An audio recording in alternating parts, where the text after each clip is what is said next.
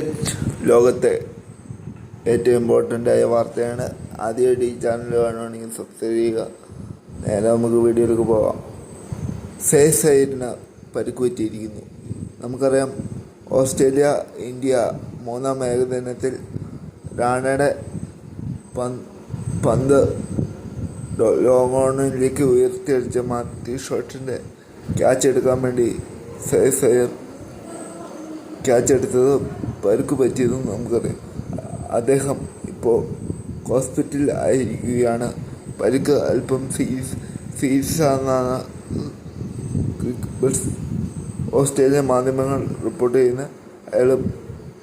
സൈർ ഇപ്പോൾ സിഡ്നി ഹോസ്പിറ്റലിലാണ്. ഓസ്ട്രേലിയയുടെ സിഡ്നി ഹോസ്പിറ്റലിലാണ്. ഇഞ്ചുറി അല്പം സീരിയസ് ആണ്. വളരെ അധികം കാലം സൈറിന് കളിക്കളത്തിന് പുറത്തിരിക്കേണ്ടി വന്നേക്കാം. പരിക്കത്ര സീരിയസ് ആണ്. ഏകദേശം 1 വർഷം വിശ്രമമാണ് ഇപ്പോൾ പറഞ്ഞിരിക്കുന്നത്. പരിക്ക് എത്രത്തോളം യാത്തിയുണ്ട്, എത്ര ഗുരുതരമാണെന്ന് അറിയില്ല. എന്നാലും സീരിയസ് ഇഞ്ചുറി ആണെന്നാണ് പുറത്തു വരുന്ന റിപ്പോർട്ട്.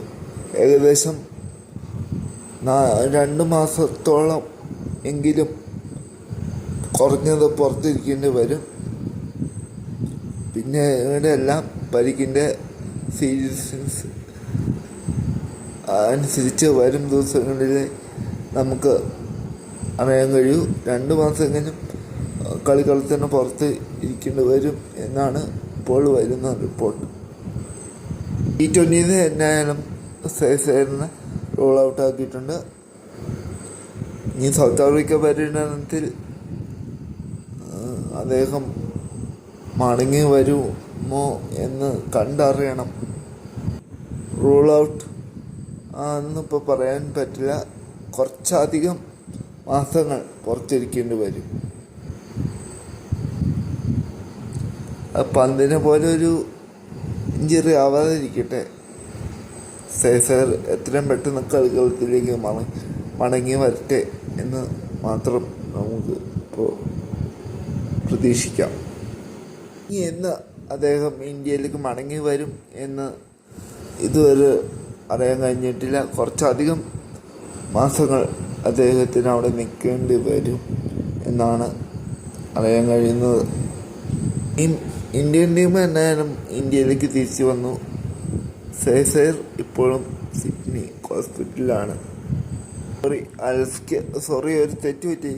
അലസ്കാരിയുടെ ക്യാച്ചാണ്. അക്ഷൽ റാണയുടെ ബോളിംഗ് ഡൈവ് ചെയ്ത് എടുക്കാൻ ശ്രമിച്ചതാണ്. വിക്കറ്റ് പോയി. പക്ഷേ അത്ര ഡേഞ്ചറായിരുന്നു ആ ക്യാച്ച്. സൗത്ത് ആഫ്രിക്ക പര്യടനത്തിൽ അദ്ദേഹം ഉണ്ടോ എന്നറിയില്ല.